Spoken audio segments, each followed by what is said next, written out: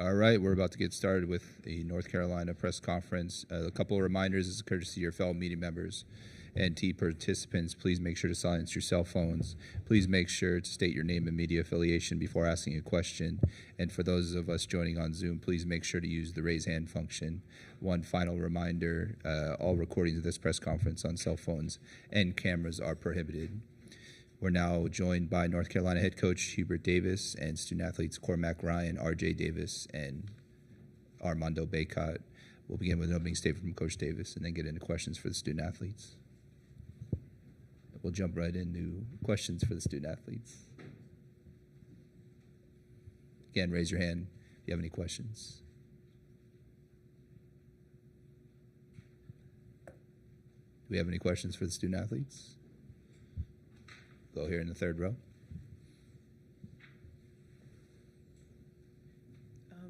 Could you kind of tell me, like the first part of the first half, you guys, what could you guys could have done to keep that momentum going offensively? Start with Cormac.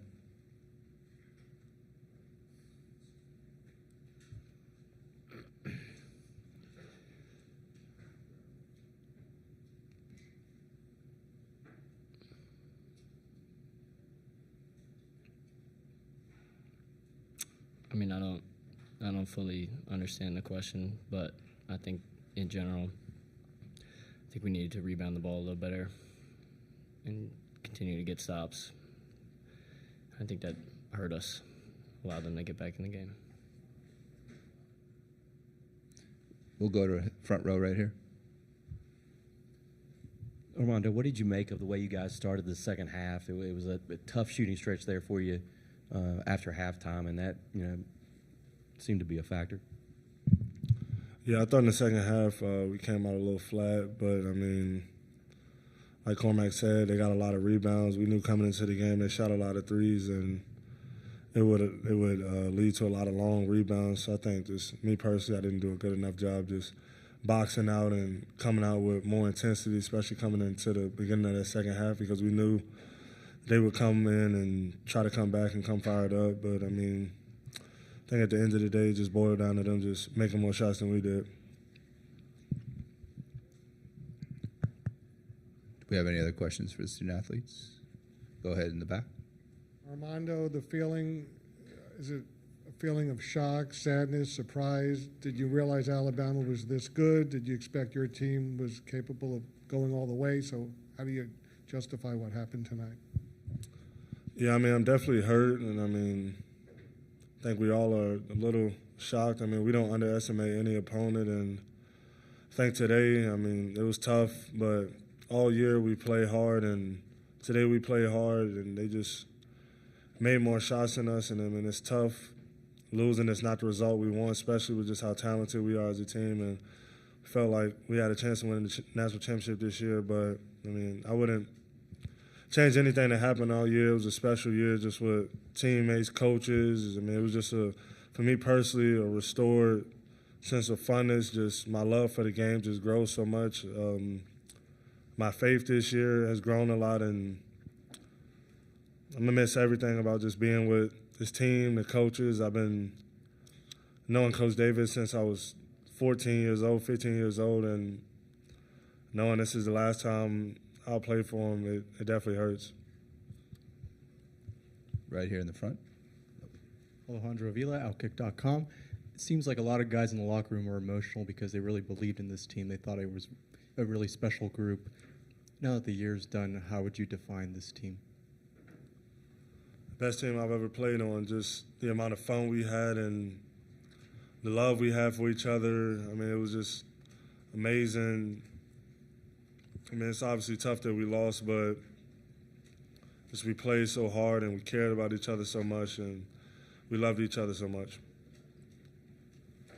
Go ahead here in the fourth row. Yeah, Armando, the knock on Alabama was they can't play defense or they won't play defense. What are your thoughts about that? I mean, like I said, I think it just boiled down to them just hitting more shots than us today. You look at it, I missed a few chippies. I missed a wide-open dunk.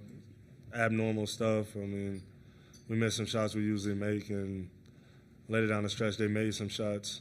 So it's really all I can point to. Go ahead.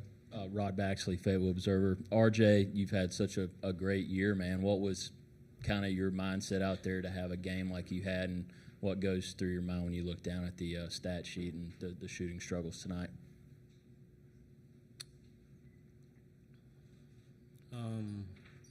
I mean, I just wasn't good enough today.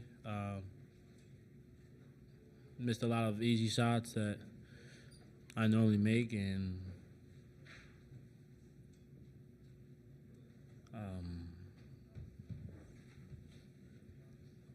I mean, I gotta chime in here. Just you guys can write whatever you want, about tonight's game. You could talk about RJ, you could talk about the stats, you could talk about whatever, but we would not be in this position today without RJ Davis and Armando Bacot.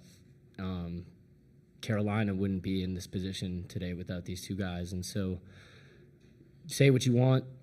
There's just not a true fiber in your being that could actually believe that anything that happened tonight could be the result of something RJ did wrong, because RJ's done something incredible for this team. He's done stuff that's never been done before. He's one of the greatest Tar Heels of all time, and for anybody to come and say anything negative about RJ is unacceptable, and I'm going to just say that. Continue in the front here. RJ, I had a question about like the final 30 seconds there after they had gone up to, I think it was 85-87.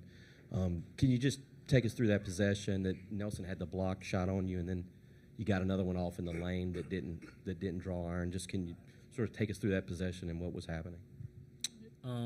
Yeah, I mean, we just try to get the best shot possible, try to get an easy two going. Thought I had the advantage on Nelson, was able to go blow by, but then he was able to swat it. And then caught the ball screen coverage. It kind of doubled, but I was able to blow by, kind of get him, and then kind of just heave one up, but kind of hit the other side of the rim, and by the time shot clock went out. So, I mean, that's what went on with that play. Final question for the student athletes. Anyone? Right here in the front. Mike Rodak with 247 for RJ. Just Alabama players credited Rylan Griffin, number 3, for what he was able to do defensively against you. Just what made him so effective tonight. I mean, he's a good player. He's a good defensive player with his length and height, but at the same time, I mean, I had a lot of open looks that I normally knock down. I'm able to make. Just the ball didn't go my way in today's game. Usually it does. I was confident, and one thing my teammates did throughout the whole game was just pick me up and told me to continue to keep shooting. But, sometimes the ball just doesn't bounce your way, but, yeah. Thank you, Cormac, RJ, and Armando.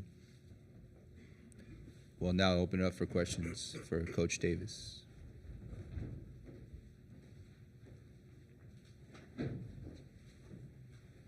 Go ahead. We'll start here in the front. Rod Baxley, Fayetteville Observer. Hubert, how would you just describe that second half for your guys? What did you see the differences down the stretch? The entire second half, or the just in the closing 4 minutes, or what in your mind was the difference tonight? Well, I mean, always in the closing minutes, it's it comes down to a play here and there. I've talked all season about the little details that make big things happen, not just necessarily shots, rebounds, free throws, loose balls. At the end of the day, they made down the stretch more plays than us, and unfortunately, we came out on the short end. We'll go next to the third row over here. Hi, Haley Sawyer, SoCal News Group. So you've played against Alabama in the tournament as a player, and now you're playing them, or you've played them as a coach. So just what was it like, having that perspective change from the player to being a coach now? Really didn't, think about it from a player's perspective. That was really a long time ago, but, it was an honor and a privilege to play against Alabama tonight. They're one of the better teams in the country. Obviously very gifted, from an offensive standpoint, not just shooting the basketball. They have guys that can create their own shot and just go get buckets.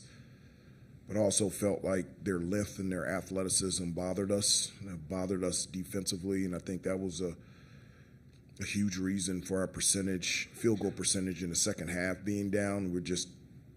Their length and the way that they challenged our shots bothered us, and then their ability to get second chance opportunities. I know we won the rebounding battle, but in order for us to have won this game, we needed to dominate the boards on both ends of the floor. We did get 22 offensive rebounds, but just not enough defensive rebounds to come away with the win. Keep it in the front. Hubert, that's what I was going to ask you about, what you felt like changed maybe from the first half to the second half. Was that a surprise in any way? Because your percentages were great in the first half. You hit the 10 threes. Yeah. You're rolling pretty good offensively, and then it dried up. No, it did, and I think it's a number of things. Number one, we just missed shots. I thought we had good looks that not normally that we make that we can make, and we just missed. I thought, secondly, their length and bothered us. They have length and athleticism at every position, and so when they switching, different types of actions, that made it difficult for us to score, and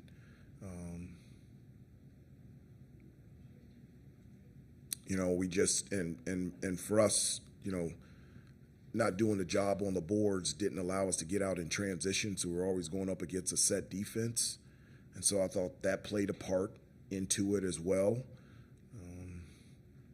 And sometimes, your shots just don't go in. It stinks when it doesn't, and I don't know if that might have been the lowest percentage we shot in a half all year.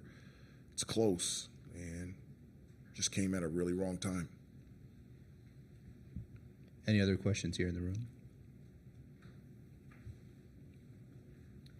Coach, we heard what Cormac had to say about RJ, just reflect on his importance to the program. I'm wondering if you had any thoughts to sum up. I know it's tough after a loss, but RJ's impact and Armando's impact here. It was everybody's impact. I mean, in a time in college basketball where there's so many moving parts and so many changes, you had two players that you couldn't ask for them to be as successful as they have been for 4 and 5 years, respectfully, at the same institution. Their commitment to Carolina, their commitment to this program and the community, those are the things that my hope is talked about more, about guys staying committed to the process. And not just RJ and Armando, but also Cormac. You got, Cormac and Harrison and Jay Witt and Pax and James, and you've got guys that come in here as transfers and they dove right into what this place is all about, so much so that you don't even think that they've been here for 1 year. You feel like they've been here for 4 years. So the commitment of this team from the start to have wanted to be a team is the thing that has blown me away and has restored my faith that you can't have a bunch of guys in a locker room that genuinely enjoy being around each other and celebrate the success of others and really want to be a team. We have time for 2 final questions. We'll go right here in the front. Hubert, wanted to ask you just about rolling with Pax a little bit more than maybe usual in the second half tonight, because I think he had more minutes than Seth and Elliott. Just like what you saw there, why that was the decision to do that, and yeah, I mean the way that they were playing us defensively, they were laying off some of our guys, and Pax is somebody that has always been ready when his number is called, and somebody that throughout his career has had an ability to be able to shoot the ball from the outside. And so with them loading up on Armando in the post and loading up on RJ on any type of drives, and then them, I think even staying even more connected to Cormac after the first half that he had, putting in somebody that throughout his career is more proven from the outside, would give Armando some more space, RJ more space to drive and be able to move. And I thought Pax did a good job when he was in there. All right, we have time for one more question here in the room. Anybody? Coach, Armando said that he saw his faith grow this season. Is this because of the process, and how did you see this group of young men mature this year? I did. I thought these guys. That's what I want. I mean, I would love to keep playing and win. Just continue to play, but more importantly, my job and my responsibility is to help and to serve and to prepare these guys for outside of basketball. So when they leave here, they're in a position to be successful, whatever they do, wherever they do it. And the growth and the faith of Armando and all of the guys has grown this year in a way that it has refined their faith, it has developed their character so that they can move forward and be successful wherever they go. Thank you, Coach. Okay.